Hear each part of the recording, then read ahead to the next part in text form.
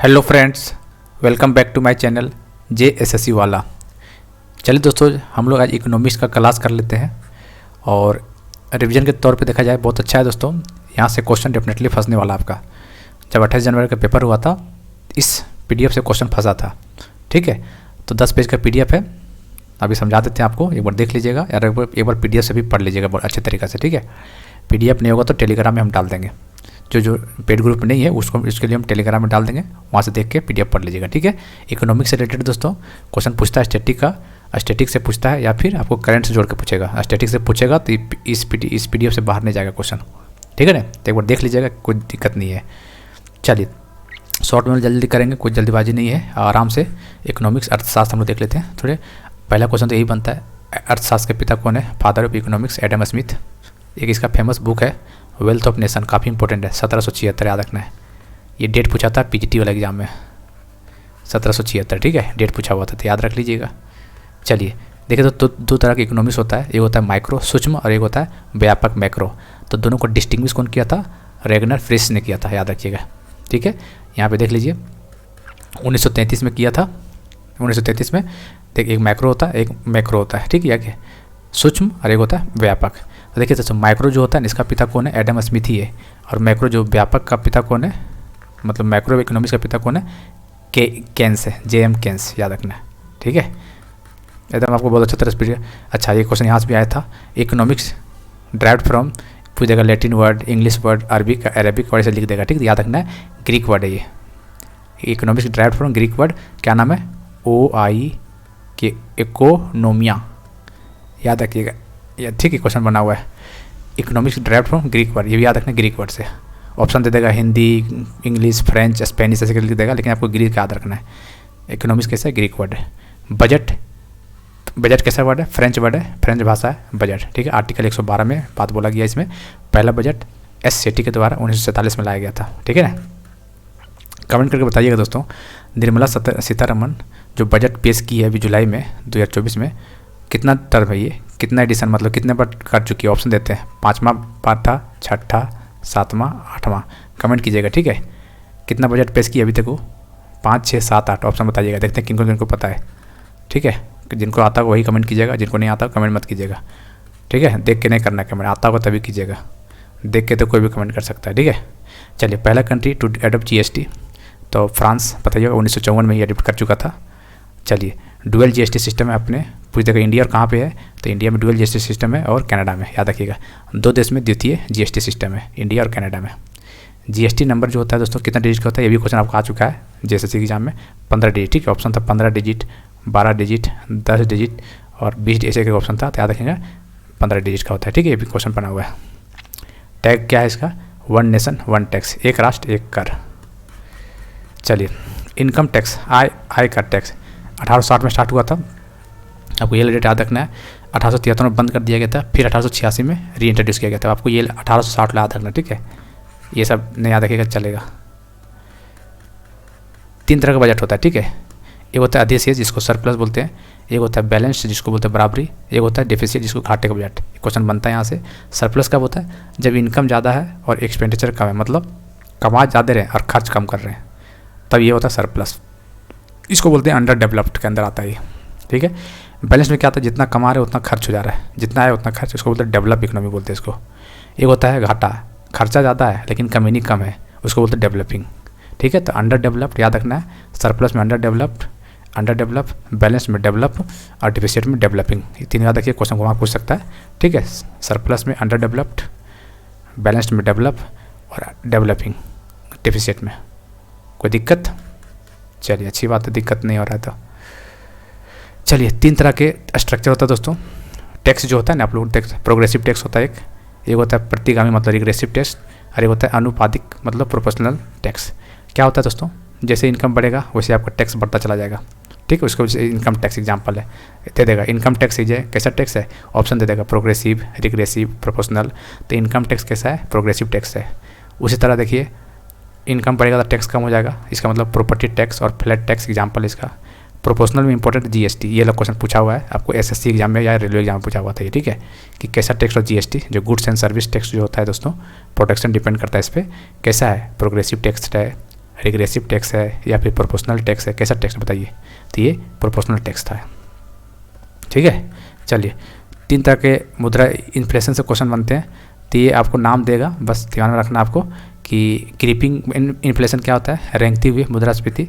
एक होता है गैलोपिंग, चलती हुई मुद्रा, जैसे रसिया इकोनॉमिक्स जो है गैलोपिंग के अंदर आता है 1980 वाला। गैलोपिंग मतलब रसिया की इकोनॉमिक्स जो है, ठीक है। हाइपर इन्फ्लेशन मतलब भागती हुई मुद्रास्फीति, जर्मनी का जो था आफ्टर वर्ल्ड वार, ये हाइपर इन्फ्लेशन के अंदर आता है। ठीक है, चलिए प्राइमरी सेक्टर का एग्जांपल देख लीजिए, फिशिंग हो गया, एग्रीकल्चर हो गया, डेयरी हो गया, माइनिंग हो गया। सेकेंडरी सेक्टर को मैन्युफैक्चरिंग सेक्टर भी बोलते हैं, याद रखिएगा। ठीक है, कार मैन्युफैक्चरिंग, हैंडीक्राफ्ट ये सब भी आता है।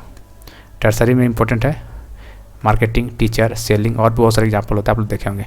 फिलिप्स कर्व क्वेश्चन बन चुका है आपको, ठीक है, ये पीजीटी वाला एग्जाम में बन चुका है, जेई वाला एग्जाम दोनों में बना है, जेई और पीजीटी, ये हम करवाए थे एग्जाम डिस्कशन। ठीक है, फिलिप्स कर्व कुछ नहीं याद रखना है, जो दोस्तों एक इन्फ्लेशन ध्यान रखना है और एक रखना है अनएम्प्लॉयमेंट, बेरोजगारी। ठीक है, तो याद रखिए महंगाई और बेरोजगारी दोनों के बीच में उल्टा संबंध है, मतलब रिवर्स इन्वर्स रिलेशन है, inverse relation between inflation and unemployment, उसको बोलते हैं फिलिप्स कर्व्स। ठीक है, याद रखिएगा, उल्टा होता है। ऑप्शन दे देगा direct relation bit inverse inflation and unemployment, inverse relation होता है, तो ध्यान रखिए किसके बीच में है, इन्फ्लेशन, ध्यान रखना इन्फ्लेशन था, मुद्रास्फीति, ठीक है, और बेरोजगारी में। ठीक, ये बहुत इंपॉर्टेंट है। एलपीजी पॉलिसी, इसका full form liquefied petroleum gas मत मार दीजिएगा। ठीक है, इसका फुल फॉर्म होता है लिबरलाइजेशन, उदारीकरण, प्राइवेटाइजेशन, निजीकरण, और ग्लोबलाइजेशन, वैश्वीकरण। ठीक है, 1991 में स्टार्ट किया गया था इसको, डेट पूछा हुआ है एग्जाम में, मनमोहन सिंह और उस समय पीवी नरसिम्हा राव थे उस टाइम पे। ठीक है, याद रखिएगा। BIFR ये आपको SI एग्जाम में, दरोगा SI झारखंड का हुआ था, उसमें फुल फॉर्म पूछा हुआ था, board industrial and financial reconstruction, 1987 में। ठीक है, BIFR board industrial and financial reconstruction, board industrial and financial reconstruction 1987 हाँ, ठीक है। चलिए यहाँ से भी क्वेश्चन बनता है। सोशलिस्ट मतलब समाजवादी, कैपिटलिस्ट मतलब पूंजीवादी, मिक्स्ड मतलब मिश्रित। ठीक है, तो जो एग्जाम रसिया हो गया, नॉर्थ कोरिया हो गया, चाइना, ये कैसा इकोनॉमिक्स है वहाँ पे, सोशलिस्ट समाजवादी इकोनॉमिक्स याद रखिएगा, रसिया, नॉर्थ कोरिया, चाइना। कैपिटलिस्ट मतलब जो पूंजीवादी है, साउथ कोरिया, USA। ठीक है, और इंडिया में कैसा है, मिक्स्ड है। चलिए यहाँ पता चल जाएगा आपको, ये देखिए दोस्तों, 1947 से लेकर 1969 क्या बोलते थे उसको, नेहरूवियन इकोनॉमी कहा जाता था, 1947 से 1969। ठीक है, देखिए दोस्तों यहाँ से चेंज बदलाव हुआ था। 1991 के पहले इंडिया कैसा था, किसके अंदर आता था, सोशलिस्ट के अंदर आता था। सोशलिस्ट में कौन है, रसिया, चाइना, नॉर्थ कोरिया, तो इंडिया भी आता था 1991 से पहले। लेकिन 1991 के बाद मिक्स्ड इकोनॉमी के अंदर आता है। अभी एग्जाम PGT में क्वेश्चन आया हुआ था कि बताइए कैसा इकोनॉमिक्स है, मतलब इंडिया का इकोनॉमिक्स कैसा है, तो मिक्स्ड मारना एग्जाम में। ठीक है, और यदि घुमाया क्वेश्चन 1991 के पहले पूछ देगा तो याद रखिएगा सोशलिस्ट मारना है। ठीक, याद रखिएगा, इस चीज़ को ध्यान रखना। लेकिन आपको ज़्यादा चांस ये क्वेश्चन पूछेगा, मिक्स्ड वाला पूछने के चांसेस है। ठीक है, RBI के बारे में देख लेते हैं थोड़ा। रिजर्व बैंक ऑफ इंडिया, 1 अप्रैल 1935 कोलकाता। कौन सा एक्ट, RBI एक्ट 1934। कौन सा कमीशन, ये कमीशन पूछा हुआ एग्जाम में है, Hilton commission, Hilton young commission. ठीक है, पहला गवर्नर कौन था, स्मिथ, और पहला इंडियन गवर्नर बोल देगा तो देशमुख साहब। ठीक है, 1943 में।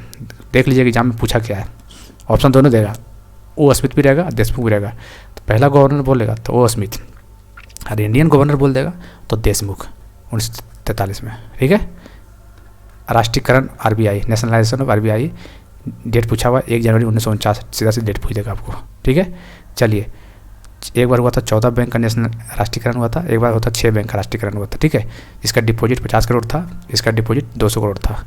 कौन लॉन्च किया था, इंदिरा गांधी ने स्टार्ट किया था। ठीक है, चलिए एक बताइए कमेंट करके कि जो 1969 में 14 बैंक को नेशनलाइजेशन राष्ट्रीयकरण किया गया था, कौन सा पंचवर्षीय योजना था। और एक 1980 में 6 बैंकों को राष्ट्रीयकरण किया गया था, कौन सा पंचवर्षीय योजना था। ट्रिक कैसे बताए थे, याद है? देखिए 1969 वाला कैसे था, देखिए आपको डेट पता है सारे पंचवर्षीय योजना का, तो बना दीजिएगा। और नहीं पता है तो कैसे याद रखना है इसको, देखिए लास्ट में 14 आ रहा है, तो लास्ट में क्या 4 आ रहा है, इसका मतलब चौथा पंचवर्षीय योजना में 1969 में चौथा पंचवर्षीय योजना में 14 बैंक को राष्ट्रीयकरण किया था, कौन, इंदिरा गांधी ने। और देखिए ये 1980 में कितना बैंक है, 6, तो छठा पंचवर्षीय योजना। ठीक है, दिमाग में रखिएगा, नहीं भूलिएगा आप, छठा पंचवर्षीय योजना इंदिरा गांधी। पहले के पीएनबी का पुराना नाम क्या था, न्यू बैंक ऑफ इंडिया था, जिसको पीएनबी कर दिया गया 1993 में। ठीक है, देना बैंक, विजया बैंक, अब बैंक ऑफ बड़ौदा एक साथ मर्ज हो गया था कब, 2018 में। ठीक है, मुद्रा का फुल फॉर्म बताइए, micro unit development refinance agency, micro unit development and refinance agency, याद रखिएगा। ठीक है, किसके अंदर, प्रधानमंत्री मुद्रा योजना, जो कि लॉन्च हुआ था 2015 में। ठीक है, इसका ऑब्जेक्टिव क्या होता है, loan to small scale industry को लोन दिया जाता है। इसमें 3 तरह का होता है लोन, शिशु लोन होता है, किशोर लोन होता है, तरुण लोन होता है। तो शिशु लोन में कितना लोन दिया जाता है, अप टू 50,000 तक। किशोर में कितना दिया जाता है, 50,000 से लेकर 5 लाख के बीच में दिया जाता है। और तरुण में कितना जाता है, 5 से लेकर 10 लाख। ठीक है, याद रखिएगा इस चीज़ को, पूछता है पूरी जगह, तरुण बताइए कितना होता है, 5 से 10 लाख। हालांकि अभी इकोनॉमिक्स जो आया था ना, अभी 2024 वाला, इसमें तरुण का बढ़ा दिया है। कमेंट कीजिएगा तो कितना बढ़ा, अभी 10 लाख से 20 लाख की, 15 लाख की, कितना हो बताइएगा कमेंट करके। ठीक है, देखिए नाबार्ड का फुल फॉर्म पूछ देगा आपको सीधा सीधे, तो नाबार्ड का फुल फॉर्म याद रखना है, national bank for agriculture and rural development, national bank for agriculture and rural development. Date याद रखिएगा 12 जुलाई 1982, कौन सा कमेटी, सीवारमन कमेटी के द्वारा। ठीक है, सीवारमन कमेटी के द्वारा। सेकेंडरी मार्केट, चलिए ये याद रखिएगा, एनएसई, नेशनल स्टॉक एक्सचेंज। ठीक है, 1992 में स्टार्ट किया गया था, और इसका इंडेक्स क्या है, निफ्टी 50 पता है ना, निफ्टी सेंसेक्स ये सब जो होता है आप लोग देखे होंगे स्टॉक मार्केट में। उसी तरह बीएसई, बॉम्बे स्टॉक एक्सचेंज, ये सबसे पुराना है एशिया में, 1875, देख सकते हैं कितना पुराना है। ठीक है, इसका सेंसेक्स क्या है, इसका इंडेक्स सेंसेक्स है। तो देखिए एन से आता है एनएसई, मतलब निफ्टी आ रहा है, याद रखिएगा, भुलाइएगा, एन से एनएसई मतलब निफ्टी। ठीक है, उसके बाद सेंसेक्स तो पता ही होगा, एक पता चल गया तो ये तो पता ही चल ही जाएगा, निफ्टी और सेंसेक्स दोनों ही है। एनएसई बोलेगा तो 1992, और बीएसई बोलेगा तो 1875। डेट पूछ देगा सीधा सीधा एकदम। चलिए, सेबी के बारे में पूछेगा। ठीक है, security exchange board of India 1988 में, कौन सा act, SEBI act 1992, headquarter Mumbai में। इसका ब्रांच कहाँ पे, मुंबई में हेडक्वार्टर है, ब्रांच है कलकत्ता में, चेन्नई में, दिल्ली में, याद रखिएगा। ठीक है, सेबी कहाँ पे हेडक्वार्टर है, इसका हेडक्वार्टर है मुंबई में। ठीक, और ब्रांचेज इसका कोलकाता, चेन्नई और दिल्ली में। इसको watch dog of capital market, पूंजी बाजार का संचालक कहा जाता है इसको, किसको, सेबी को। इसका चेयरमैन माधुपुरी बुच इसका चेयरमैन है, अभी फर्स्ट लेडी है जो कि इसका चेयरमैन बनी है सेबी का। चलिए, मोनोपोली क्या होता है, एकाधिकार क्या होता है, एक बेचने वाला और बहुत सारे खरीदने वाला। जैसे इंडियन रेलवे, बेचने वाला एक ही है भारत सरकार, और खरीदने वाला बहुत सारे लोग हैं, तो इसको तो इंडियन रेलवे बोलते हैं एग्जाम्पल में। उसी बोलते हैं मोनोपोलिस्टिक, मतलब एकाधिकारी। एकाधिकार अलग चीज़ होता है, एकाधिकारी अलग चीज़ होता है। मोनोपोली में क्या होता है, एक बेचने वाला है, बहुत सारे खरीदने वाला है। और मोनोपोलिस्टिक में क्या होता है, बहुत सारे खरीदने वाले, बहुत सारे बेचने वाले। जैसे सब्जी मंडी, ठीक है, बहुत सारे खरीदने वाले हैं, बहुत सारे बेचने वाले, उसको बोलते हैं मोनोपोलिस्टिक, एकाधिकारी बोलते हैं इसको। ठीक है, उसी तरह देखिए ओलिगोपोली, अल्पाधिकारी, कुछ बेचने वाले होते हैं और कुछ बहुत सारे खरीदने वाले होते हैं। ठीक है, जैसे ओपेक, ऑर्गेनाइजेशन फॉर पेट्रोलियम, इसका हेडक्वार्टर वियना में। अच्छा, ये होता है बायलैटरल मोनोपोली। इसमें बायलैटरल मोनोपोली मतलब क्या होता है, बायलैटरल मतलब दोनों तरफ से, मोनोपोली मतलब एक तरफ से एकाधिकारी, यानी मतलब सिंगल सेलर होता है, सिंगल बाय, मतलब एक बेचने वाला एक खरीदने वाला, उसको बोलते हैं बायलैटरल मोनोपोली बोलते हैं उसको। ठीक है, चलिए बेरोजगारी देख लेते हैं। 3 तरह का होता है, डेवलप्ड मतलब विकसित देश का होता है, अंडर डेवलप्ड अविकसित, और डेवलपिंग में भी। जैसे देख लेते हैं एग्जाम्पल। ठीक है, जैसे देखिए विकसित में 2 आता है, साइक्लिक और फ्रैक्शनल, अभी बताते क्या होता है। और अंडर डेवलप में क्या होता है, जैसे बांग्लादेश का, भूटान, अफगानिस्तान अंडर डेवलप्ड के अंदर आता है। ठीक है, और डेवलपिंग में विकासशील देश के अंदर आता है। जैसे देखिए यहाँ देखिए, यहाँ बताते हैं अच्छा से।